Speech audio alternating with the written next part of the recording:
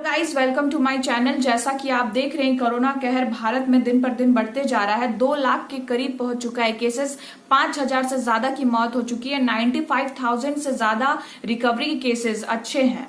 तो ये चीज अच्छा है कि ट्रीटमेंट बहुत अच्छे से हो रहा है और डॉक्टर्स बहुत अच्छे से केयर कर रहे हैं। लेकिन इस आंकड़े को ना बढ़ाते हुए आप घर पे रहें, सुरक्षित रहें और सेफ रहें। ये जो अनलॉक प्लान है, जो 3 फेजेस में डिवाइडेड है, जो लॉकडाउन 5 है, वो आप ज्यादा एंजॉय करने की कोशिश ना करें, क्योंकि इससे आंकड़े बढ़ सकते हैं और प्रॉब्लम भी बढ़ सकती है। जो 3 फेजेस हैं, पहला फेज में ये है कि जो रिलीजियस प्लेसेस हैं, रेस्टोरेंट्स है, ये सारी चीजें खुलेंगी। सेकंड फेज में स्कूल, कॉलेजेस, ट्रेनिंग इंस्टीट्यूट्स खुलेंगे।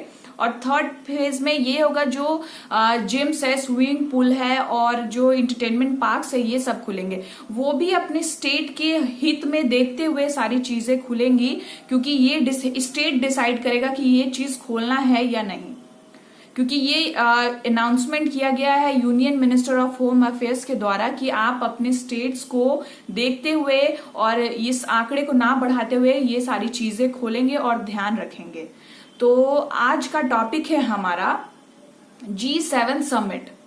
तो हमारा आज का टॉपिक यही है और हम आज जानेंगे कि what is the meaning of G7 summit, what are the members of G7 summit and why Russia is not part of the G7 summit. If India accepted this proposal, तो क्या बेनिफिट्स हो सकते हैं फ्यूचर में India को, या फिर क्या बेनिफिट्स इंडिया उठा सकता है। तो ये सारी चीजें हम इस वीडियो में जानते हैं और देखते हैं। आइए हम बात करते हैं कि व्हाट इज G7 समिट। तो इसका मतलब है the group of 7 industrial nation. ये स्टार्ट हुआ था 1975 में, तब ये G6 था। लेकिन जब ये कनाडा ने ज्वाइन कर लिया, तब ये हो गया G7। ये होस्ट किया जाता है the president of the G7।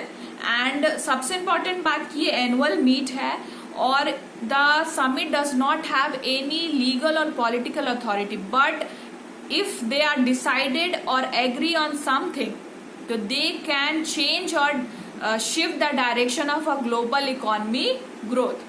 तो ये होने वाला था 10 से 11 जून के बीच में, 12 जून के बीच में, लेकिन ये डिले होके सितंबर तक चला गया है, क्योंकि डोनाल्ड ट्रंप ने सजेस्ट किया है कि ये जो G7 है वो G10 और G11 भी हो सकता है, रशिया, ऑस्ट्रेलिया, साउथ कोरिया और इंडिया को इंक्लूड करके।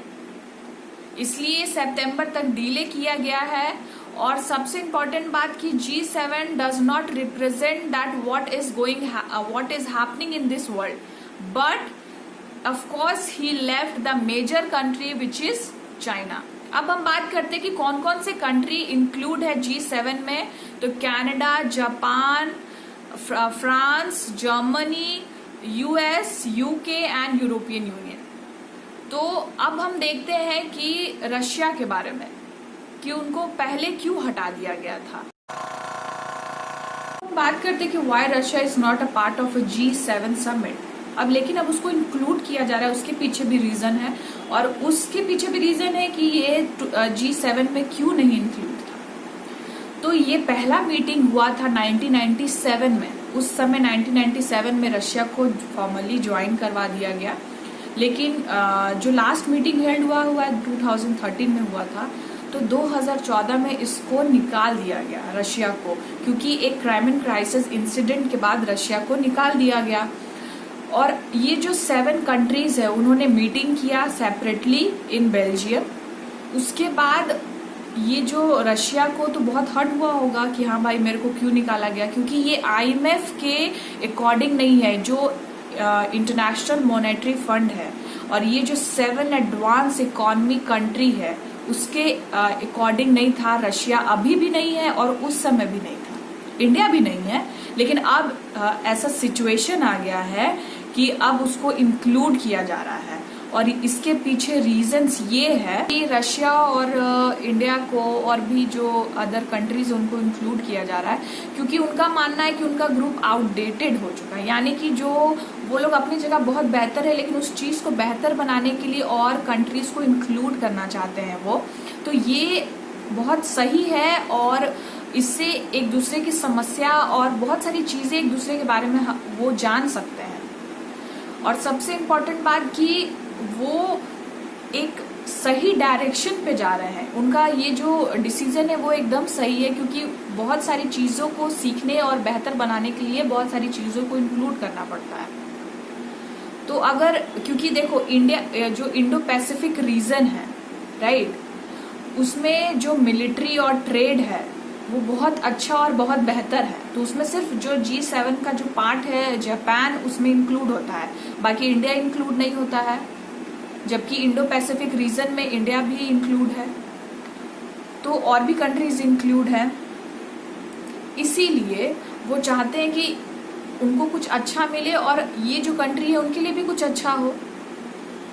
और इंडिया अगर इस चीज़ का बेनिफिट उठाती है तो बहुत अच्छा फ़ायदा हो सकता है इंडिया को, इकोनॉमिक अपॉर्चुनिटीज़ मिल सकती है बहुत अच्छी, इंडो और यूएस का रिलेशन बहुत अच्छा हो सकता है।